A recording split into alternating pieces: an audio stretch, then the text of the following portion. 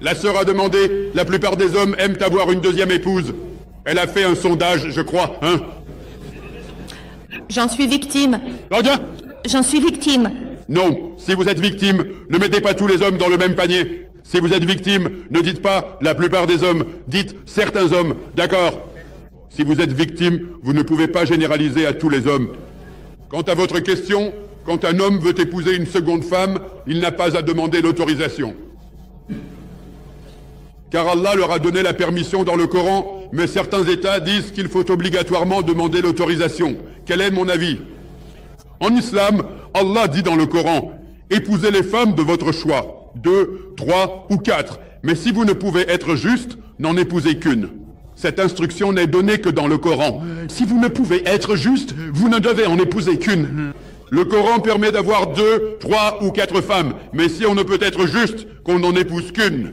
En islam, dans des circonstances habituelles, un mari n'a pas à solliciter la permission de son épouse avant d'épouser une seconde femme. Cependant, en islam, le mariage, le nikah, est une alliance sacrée. Durant le nikah, la future épouse peut imposer au mari n'importe quelle condition autorisée par la charia. Pareillement, le mari peut imposer toute condition licite. Cela signifie que si une femme se marie avec un homme, elle a la possibilité d'insérer la clause selon laquelle elle ne l'épousera qu'à condition qu'il ne prenne pas de seconde épouse. Étant donné que la polygamie n'est pas obligatoire en islam, elle peut ajouter une clause disant « Je ne t'épouserai que si tu ne prends pas de seconde épouse ». Elle a le choix. Si les femmes n'incluent pas cette clause qui est fautif, ma sœur, avez-vous intégré cette clause à votre nikanama? En fait, Garmaître Heureux... Je vous le demande, s'il vous plaît. Vos questions sont si longues, vous êtes si émotive, oui ou non? Avez-vous inclus une clause dans votre nikanama pour que votre mari ne prenne pas une seconde épouse? Elle était déjà retirée quand le nikanama m'est parvenu. C'est une tradition courante.